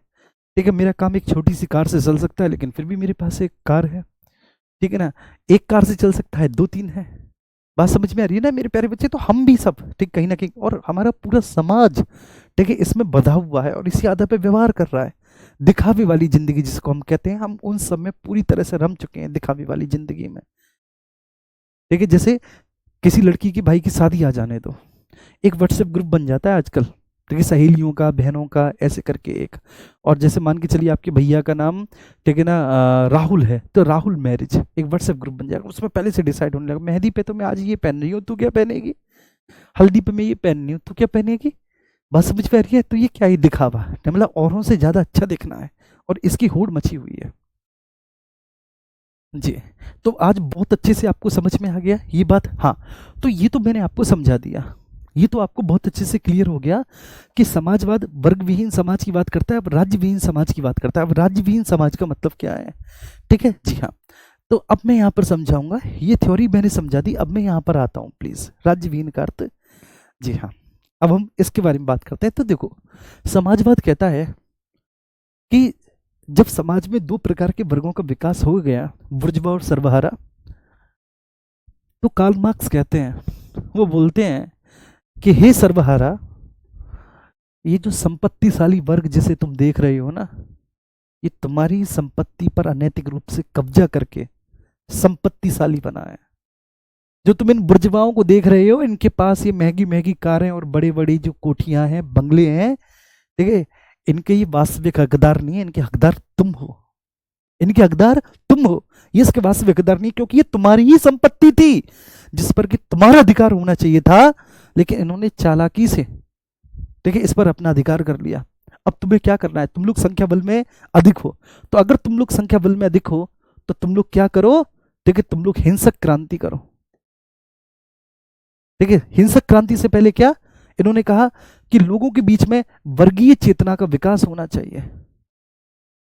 इन्होंने वर्गीय चेतना का विकास करने की बात कही कि हे बुर्जुआ उठो, जागो, अरे कहां खो रखे हो तुम लोग, कहां खो रखे हो तुम लोग, तुम उठो और तुम जागो। देखो इन्होंने तुम्हारी संपत्ति पर कब्जा कर लिया, ये आज पैसे वाले बने बैठे हैं, ये तुम्हारी ही संपत्ति थी। तो वर्गीय चेतना के विकास करने की बात कही, और वर्गीय चेतना का विकास करने के बाद सर्वहाराओं से कहा कि सर्वहारा तुम अपने अधिकारों को लेने के लिए हिंसक क्रांति भी अगर तुम्हें करनी पड़े तो तुम हिंसक क्रांति कर लो, और हिंसक क्रांति करने के बाद देखिए इनके संसाधनों पर कब्जा कर लो, ठीक है, इनके संसाधनों पर अधिकार कर लो, इनके संसाधनों पर, क्योंकि ये इनके नहीं है, वास्तविक रूप में तुम्हारे हैं, तुम्हारे बाप दादाओं ने इनकी जमीनें सींची हैं, तब ये जमींदार बने, ठीक है, तुम्हारे बाप दादाओं ने इनके खेतों में हल चलाए हैं, तब ये जमींदार बने, तुम्हारे बाप दादाओं ने इनके खेतों में रुपाई और नराई और बुआई करी है, तब ये जमींदार हुए हैं, ये ऐसे नहीं हुए। तुम्हारे बाप दादाओं ने इनकी फैक्ट्री और कोठियों में काम किया है, तब ये व्यापारी बने हैं। मेरी बात समझ में आ रही है? तो हिंसक क्रांति करो, इनके संसाधनों पर अधिकार करो, और जब संसाधनों पर अधिकार हो जाएगा, ठीक है, इनके संसाधनों पर अधिकार हो जाएगा, तो सभी के पास समान संपत्ति होगी, सभी के पास समान संपत्ति होगी। अब क्या होगा बच्चे? सभी के पास समान संपत्ति होगी, ना कोई गरीब होगा ना कोई अमीर होगा। और जब सबके पास समान संपत्ति होगी ना मेरे प्यारे बच्चे, ना कोई गरीब होगा ना कोई अमीर होगा, तो ऐसी स्थिति में राज्य की कोई आवश्यकता नहीं होगी, ऐसी स्थिति में राज्य की कोई आवश्यकता नहीं होगी। राज्य की आवश्यकता कब तक है? लेकिन जब तक उत्पादन आवश्यकताओं की पूर्ति करने के लिए किया जाए। राज्य की आवश्यकता कब तक है? जब तक उत्पादन आवश्यकताओं की पूर्ति करने के लिए किया जाए। देखिए, अगर हम एक ऐसी स्थिति को प्राप्त कर लेंगे जब सभी के पास समान रूप से संसाधन होंगे, ना कोई अमीर होगा ना कोई गरीब होगा, तो फिर हमें किसी भी प्रकार के राज्य की कोई आवश्यकता नहीं है जो हम पर नियंत्रण स्थापित करे। ठीक है, हम पर नियंत्रण स्थापित करने के लिए अब हमें किसी भी प्रकार की कोई संस्था की आवश्यकता नहीं है। तो ये क्या कहते हैं कि राज्य नहीं होना चाहिए, राज्य नहीं होना चाहिए, राज्य की कोई आवश्यकता नहीं है। बात समझ में आ रही है? इसलिए तो इनका ध्यान रखना, इनका साध्य क्या है? पवित्र। इनका साध्य क्या है? पवित्र। कि समानता लानी है भाई, समानता हर एक समाज में अच्छी होती है भाई, समानता सभी के लिए जरूरी है। आप भी चाहते हैं कि ठीक है आप सभी के समान रहें, आप किसी से निम्नतर ना रहें, तो समाज में समानता एक अच्छी बात है, हर एक समाज के लिए समानता अच्छी बात होती है। तो साध्य तो पवित्र है, लेकिन साधन क्या है? साधन अपवित्र है, साधन इनका अपवित्र है, साधन इनका पवित्र है। ठीक है, अब हम यहां पर आएंगे गांधीवाद पर। ठीक है, गांधीवाद क्या कहता है? ये भी कहता है कि वर्ग नहीं होना चाहिए। ठीक है, गांधी जी ठीक है जाति व्यवस्था के समर्थक थे, ये ध्यान रखना, लेकिन ठीक है वे वर्ग विहीन समाज की बात करते थे, जाति व्यवस्था के गांधी जी समर्थक थे, लेकिन गांधी की जाति व्यवस्था वैसी नहीं थी। मेरी बात आप समझ रहे हो ना? गांधी जी कहते थे कि प्रत्येक व्यक्ति को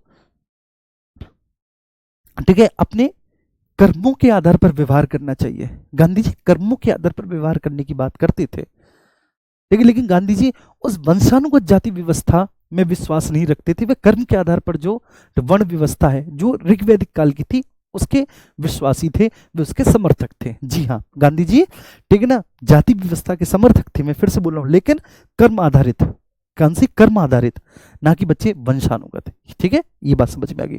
तो अब गांधी जी भी कहते हैं कि वर्ग विहीन समाज होना चाहिए, राज्य विहीन समाज होना चाहिए। गांधी जी कहते थे ठीक है ना बच्चे कि राज्य की कोई आवश्यकता नहीं है, ठीक है ना, राज्य की कोई आवश्यकता नहीं है। गांधी जी बोलते हैं कि राज्य की कोई आवश्यकता नहीं है,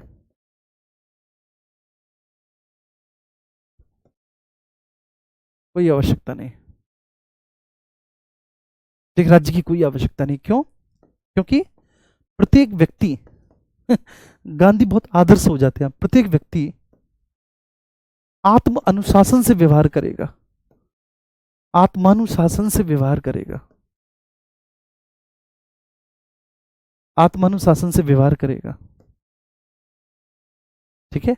और जब प्रत्येक व्यक्ति बेटा आत्म अनुशासन से व्यवहार करेगा तो स्वाभाविक सी बात है, इससे समाज में समानता आएगी, इससे समाज में समानता आएगी,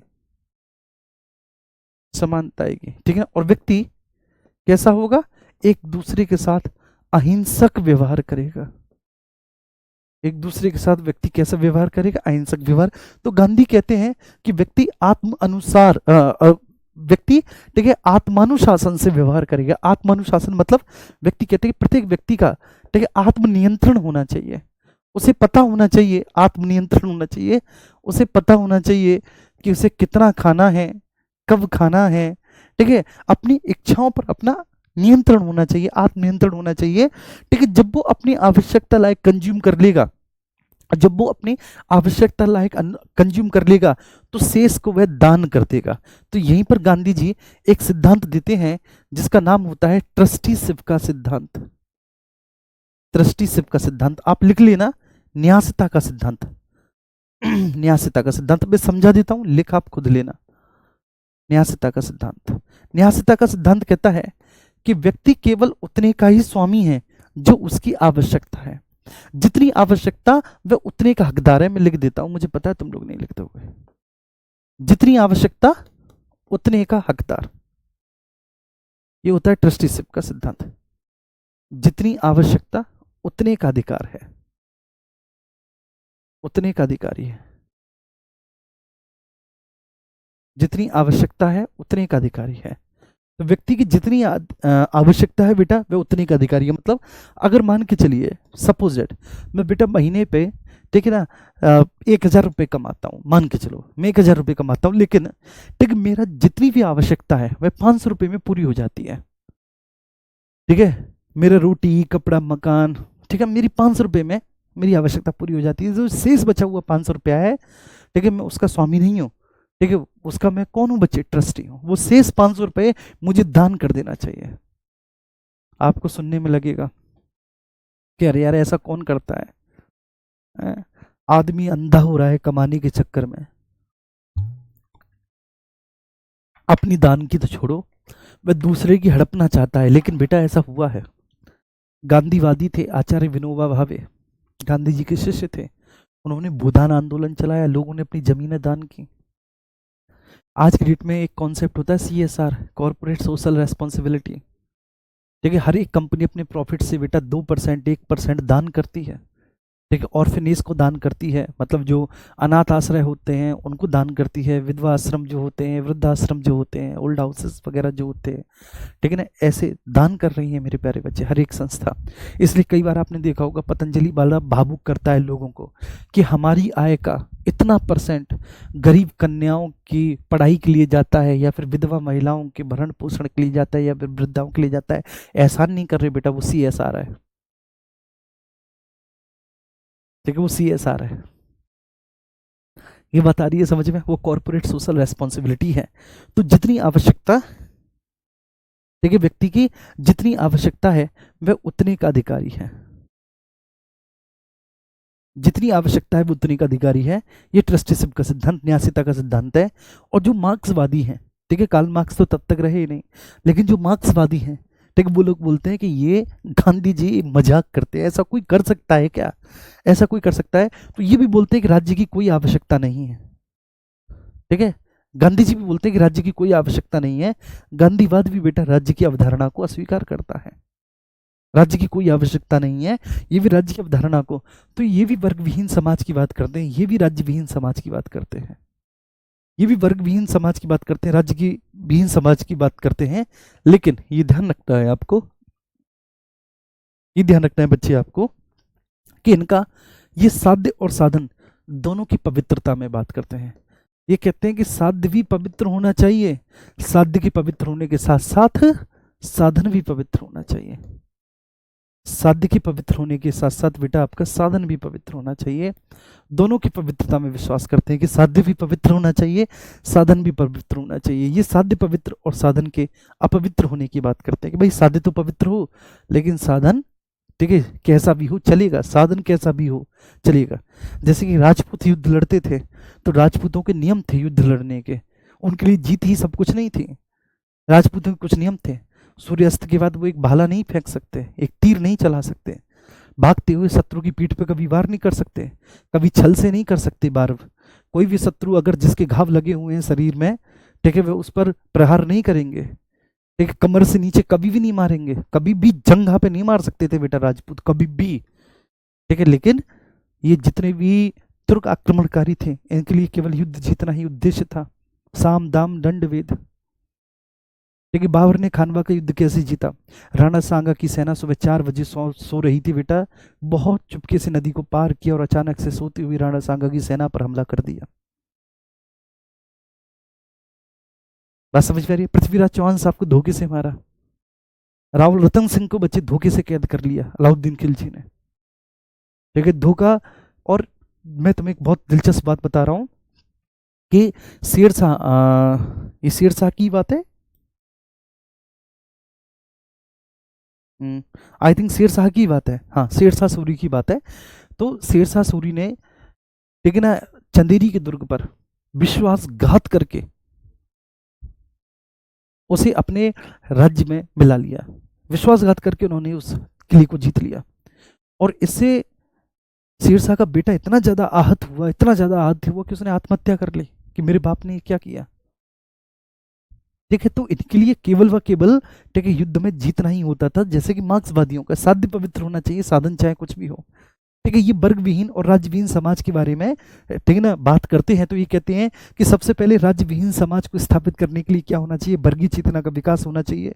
जब लोगों में ये चेतना आएगी कि इन्होंने हमारा शोषण किया है, इन्होंने हमारे संपत्ति पर अधिकार किया है, कब्जा किया है, तो इससे हिंसक क्रांति होगी। हिंसक क्रांति के बाद संसाधनों पर अधिकार होगा और बच्चे सभी के पास समान संपत्ति होगी, संपत्ति का समान रूप से बंटवारा होगा। और जब संपत्ति का समान रूप से बंटवारा होगा तब एक ऐसी स्थिति आएगी कि जहां राज्य की कोई आवश्यकता नहीं पड़ेगी, जहां पर राज्य की कोई आवश्यकता नहीं पड़ेगी। ठीक है ना बच्चे? जहां पर राज्य की कोई आवश्यकता नहीं पड़ेगी। वहीं गांधी कहते हैं कि राज्य की कोई आवश्यकता नहीं है, प्रत्येक व्यक्ति आत्म अनुशासन से। अरे गांधी, आत्म अनुशासन से व्यक्ति कैसे काम कर लेगा ये बताओ?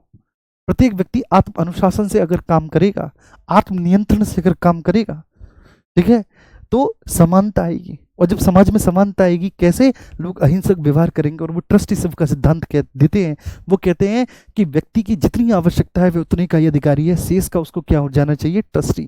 ठीक है, रेस्ट इज ट्रस्ट, शेष का वह ट्रस्टी हो जाना चाहिए। लिख लेना आप लोग। तो महात्मा गांधी साध्य और साधन दोनों की पवित्रता की बात करते हैं। महात्मा गांधी साध्य और साधन दोनों की पवित्रता के बारे में बात करते हैं।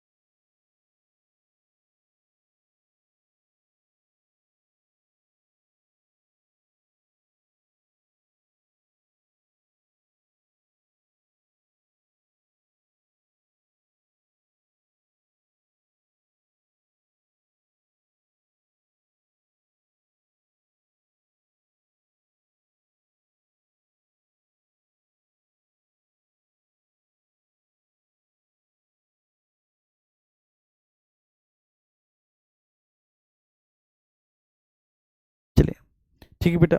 गांधी जी क्या कहते हैं? गांधी जी कहते हैं कि कैसा होना चाहिए बच्चे? ठीक है, राज्य विहीन समाज होना चाहिए, वर्ग विहीन समाज होना चाहिए।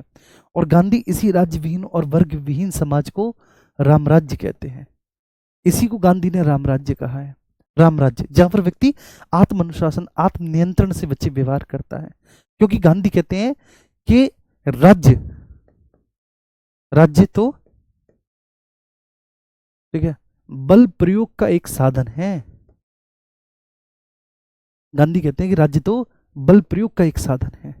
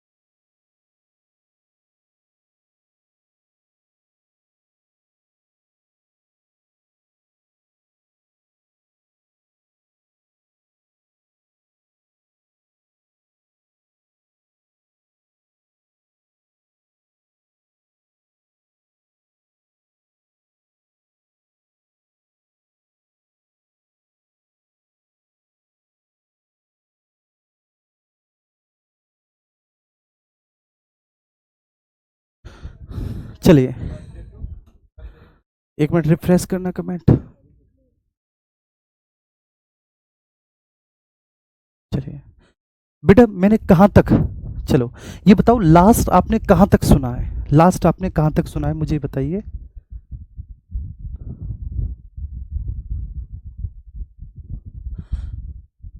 अच्छा, अमृता कह रही है कि राज्य तो बल प्रयोग।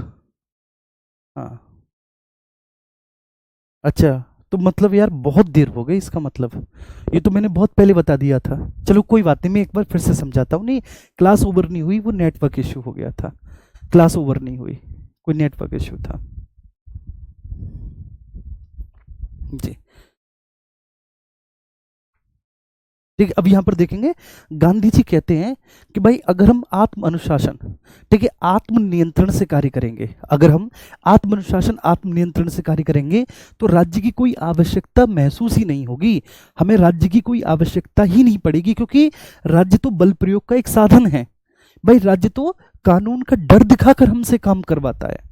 जैसे कि मैं आपसे बोलूं कि भाई चोरी करना गलत बात है, आप शायद ना माने, मैं कहूं कि हृदय परिवर्तन करो, चोरी मत करो, हृदय परिवर्तन करो, किसी से गलत मत बोलो, हृदय परिवर्तन करो, किसी को ऊंचा या नीचा मत दिखाओ, काम क्रोध मद लोभ अहंकार ईर्ष्या, ठीक है, सबसे आप मुक्त हो जाओ, एक ठीक है बहुत चरित्रवान व्यक्ति की तरह आप बिहेव करो। ठीक है, तो मैं आपसे लगातार बोलूं कि आत्म अनुशासन आत्म नियंत्रण, ठीक, काम क्रोध मत लोभ ईर्ष्या अहंकार इन सब से मुक्त होकर व्यवहार करने की मैं आपसे बात कहूं, आप नहीं मानेंगे। इनफैक्ट आपको भी पता है कि आप में से बहुत सारे लोग तो क्लास में मुझे गाली दे जाते हैं। तो आत्मनियंत्रण की बात बेटा नहीं चलती, ठीक है ना। तो इसलिए राज्य की आवश्यकता पड़ती है, क्योंकि राज्य कानूनों का डर दिखाकर आपसे काम करवाता है। चोरी करोगे सजा होगी, मर्डर करोगे सजा होगी, ठीक है, किसी के साथ कोई गलत व्यवहार करोगे सजा होगी। तो इसलिए गांधी जी कहते हैं कि राज्य तो बल प्रयोग का एक साधन है, ठीक है, राज्य तो बल प्रयोग करके काम करवाता है, राज्य तो बल प्रयोग का एक साधन है, तो इसलिए राज्य भय दिखाकर काम करवाता है।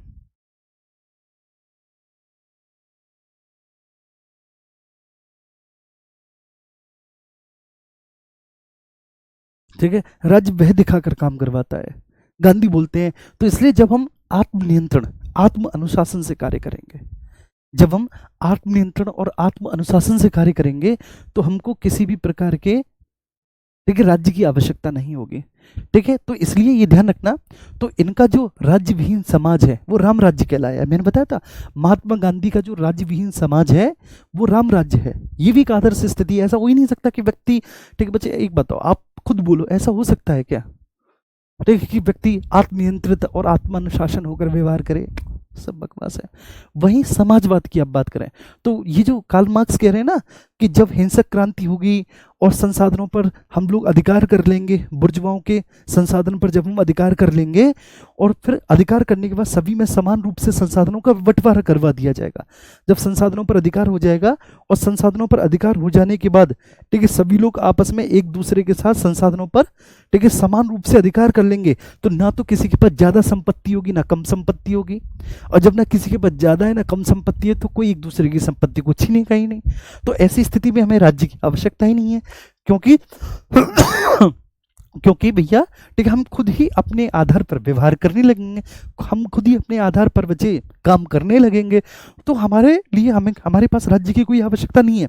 सभी के पास समान संपत्ति है, संपत्ति का सभी लोगों में समान रूप से बंटवारा कर दिया गया, राज्य की कोई आवश्यकता नहीं है। इसको समाजवाद ने साम्यवादी स्थिति कहा है। साम्यवाद भी एक आदर्श स्थिति है, जैसे राम राज्य एक आदर्श स्थिति है, ठीक है, जैसे साम्यवाद, जैसे समाजवादी राम राज्य पर हंसते हैं कि राम राज्य प्राप्त नहीं किया जा सकता, ऐसा हो सकता है कि व्यक्ति आत्मनियंत्रित और आत्मानुशासित हो जाए, तो वैसे साम्यवाद भी एक आदर्श स्थिति है। साम्यवाद को भी प्राप्त करना बहुत मुश्किल है मेरे प्यारे बच्चे, ठीक है ना। क्यों? क्योंकि एक ऐसा हो सकता है क्या कि सब लोगों के पास समान रूप से संपत्ति हो जाए? चलो मैं तो ये कह रहा हूं कि हो भी जाए सबके पास समान रूप से संपत्ति, फिर भी व्यक्ति बेटा दूसरे की संपत्ति को हड़पना चाहेगा, फिर भी वो अपनी संपत्ति से, क्योंकि अपनी थाली में सबको घी कम लगता है, दूसरे की में ज्यादा लगता है, ठीक है। तो एक जनरल सा ह्यूमन नेचर है ये।